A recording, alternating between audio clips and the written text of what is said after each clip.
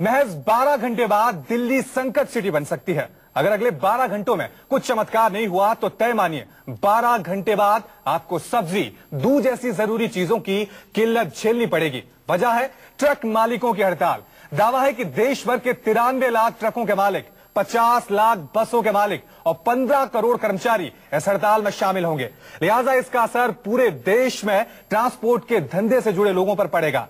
Delhi NCR में बढ़ते प्रदूषण को कम करने के लिए नेशनल ग्रीन ट्रिब्यूनल ने आदेश दिया है कि दिल्ली एनसीआर में 10 साल से पुराने डीजल वाहन नहीं चलेंगे। 10 साल पुरानी डीजल कारों पर तो तलवार लटक ही रही है। एनजीटी ने दिल्ली एनसीआर के बिल्डर्स को भी सख्त चेतावनी जारी कर दी है। लिहाजा मकान का सपना भी पूरा होता नहीं दिख रहा। यानी आज से दिल्ली में रोटी, कार और मकान नहीं होंगे आसान। तो महज 12 घंटे बाद दिल्ली संकट सिटी बन सकती है और ये 12 घंटों में अगर कुछ चमत्कार नहीं हुआ तो यकीन मानिए आपको दूध, सब्जी और आमतौर की जो चीजें होती हैं उनकी किल्लत झेलनी पड़ेगी।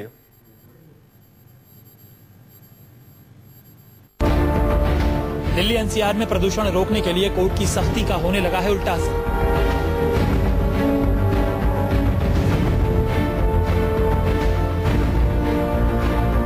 दिल्ली बॉर्डर पर ट्रांसपोर्ट में डर।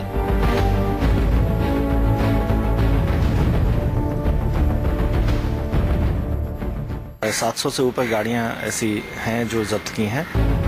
10 साल पुराने बस ट्रक हो रहे हैं जब्त।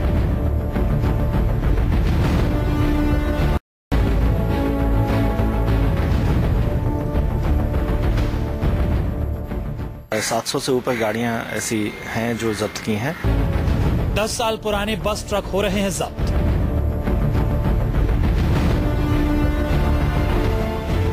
अन्यथा वो जब्त हो जाएंगी, उन्हें बड़ी लंबी कानूनी प्रक्रिया से गुजरना पड़ेगा। सख्ती के बाद ट्रांसपोर्ट में अफरा तफरी। दिल्ली में रोजाना 1 लाख ट्रक आता है। दिल्ली में नहीं घुसेंगे 1 लाख ट्रक।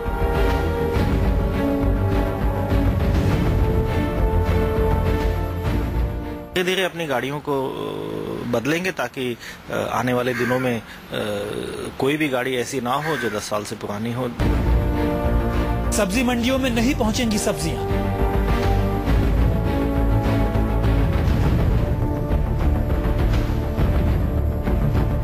दूध के पुराने ट्रक भी पकड़ेगी पुलिस। पुराने एम्बुलेंस भी नहीं ढो पाएंगे मरीज।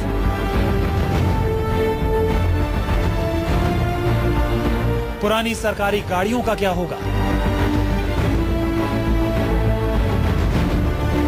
सफर पर भी सरकारी बसों की कमी की मांग।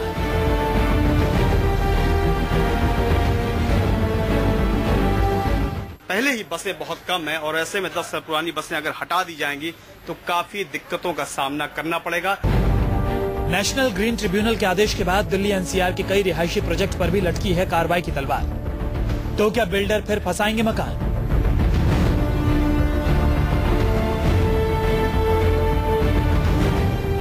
अगर इस तरह से ऑर्डर पास होते रहे तो एक आम इंसान की जो मकान का सपना है वो कब पूरा होगा? और आज की तारीख में आम आदमी जो है वो लहू से लथपथ है। वो मुझे मेरा घर जल्द ही दिलवाए और मुझे खुशहाल जिंदगी। मतलब प्रदूषण के खिलाफ लड़ाई के चक्कर में अब रोटी, कार और मकान।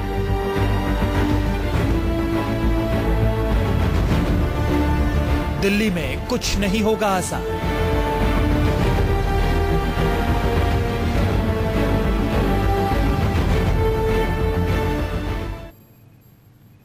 एनजीटी के आदेश के बाद दिल्ली में पुलिस और दूसरी अथॉरिटीज ने 3-4 दिन में करीब 1000 गाड़ियां जब्त कर ली हैं। ट्रांसपोर्टर परेशान है। रविवार को दिल्ली सरकार के साथ ट्रक मालिकों की बैठक भी हुई, लेकिन कोई नतीजा नहीं निकला। ऐसे में ट्रांसपोर्टरों ने आज रात से हड़ताल पर जाने का ऐलान कर दिया है।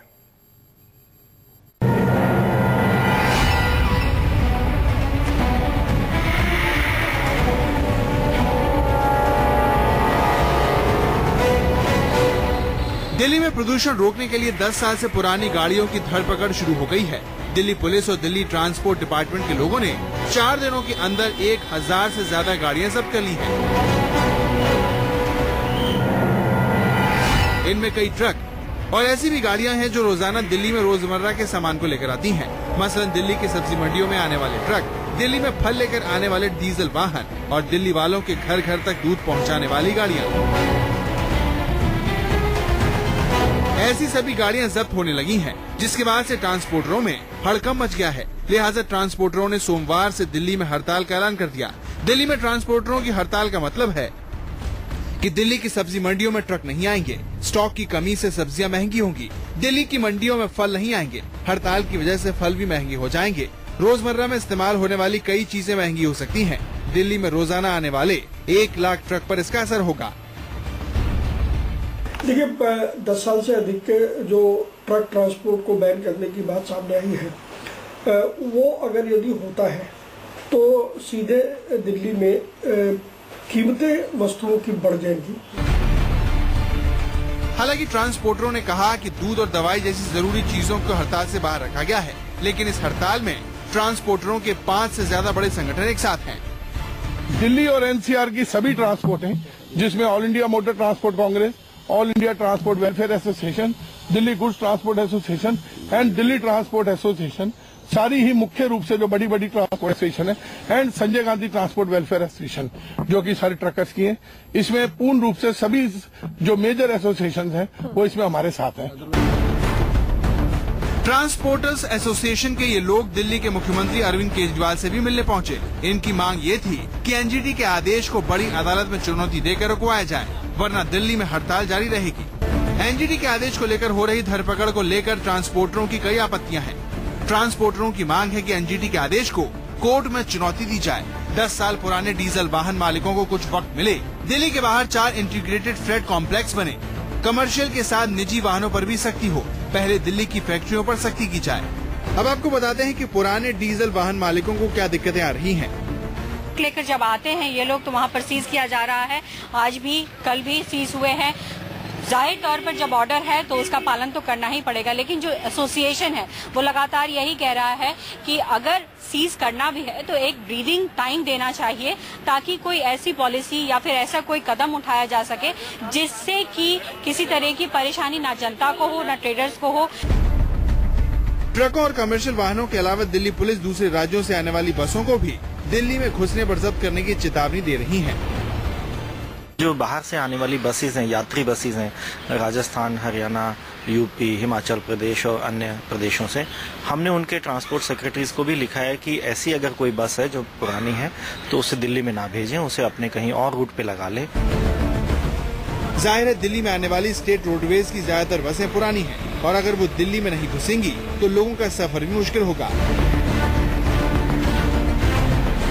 ट्रांसपोर्टेशन पे बहुत ज्यादा असर पड़ने वाला है। इससे वो सबसे बड़ा असर ये पड़ेगा ट्रांसपोर्टेशन का कि अभी गर्मियों की छुट्टी होने वाली है, उसमें बहुत सा क्राउड ट्रांसपोर्ट करने के लिए, ट्रैवल करने के लिए निकलता है। ट्रेन में जिनको जगह नहीं मिलती वो बसों का इस्तेमाल करते हैं, और ऐसे में बसें अगर कम हो जाएंगी तो सीधा सीधा असर उन ट्रैवल्स करने वाले लोगों को जो आसपास जाते हैं।